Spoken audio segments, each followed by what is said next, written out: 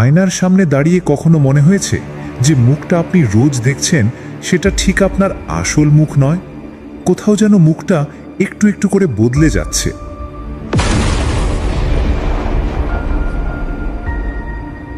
নমস্কার, মাইন্ডএক্স বাংলায় আপনাকে স্বাগত। আজকের পুরো ভিডিওটা দেখতে থাকুন। কথা দিচ্ছি, জীবনকে দেখার দৃষ্টিভঙ্গি আজ থেকে বদলে যাবে। আপনার সবচেয়ে বড় শত্রু কে জানেন? নিশ্চয়ই অন্য কারোর কথা ভাবছেন।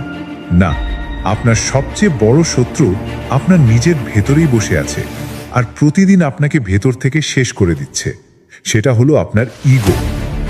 ইগো হলো সেই বিকৃত আয়না যা আপনাকে রোজ বোঝায় তুমি সবার চেয়ে আলাদা, তুমি সবার চেয়ে বড়।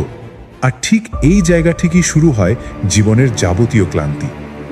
আমরা সবাই জন্মাই একটা নিখুঁত অরিজিনাল পরিচয় নিয়ে, কিন্তু বড় হতে হতে এই সমাজ আর আমাদের নিজস্ব অহংকার বা ইগো আমাদের ওপর এতগুলো ফিল্টার চাপিয়ে দেয় যে একটা সময় পর আমাদের আসল সত্তাটাই হারিয়ে যায়।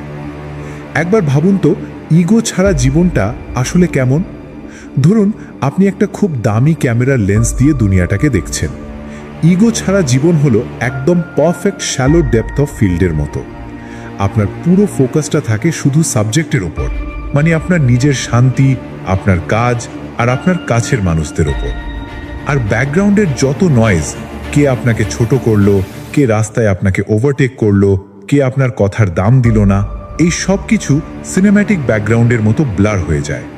যাদের ইগো নেই তারা পেছনের ব্লার হয়ে যাওয়া আবর্জনাগুলো নিয়ে মাথা ঘামায় না। তাদের ফোকাস একদম ক্রিস্টাল ক্লিয়ার। পুরাণের পাতা উল্টালে দেখবেন ইগো কিভাবে মানুষের দৃষ্টিকে নষ্ট করে।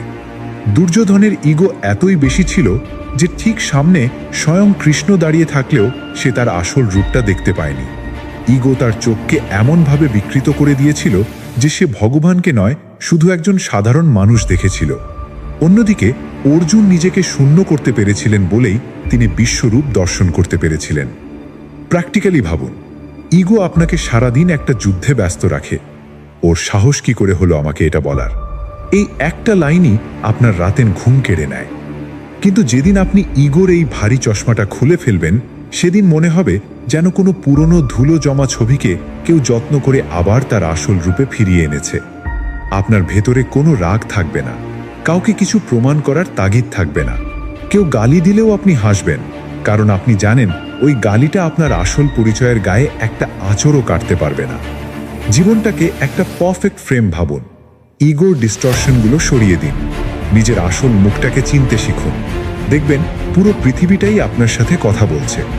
যদি এই কথাগুলো আপনার চিন্তাধারাকে একটুও নাড়া দিয়ে থাকে, তবে ভিডিওটি লাইক করুন এবং শেয়ার করুন সেই মানুষটার সাথে যার আজ এটা শোনা খুব প্রয়োজন। আর আমি জানি আপনি স্মার্ট।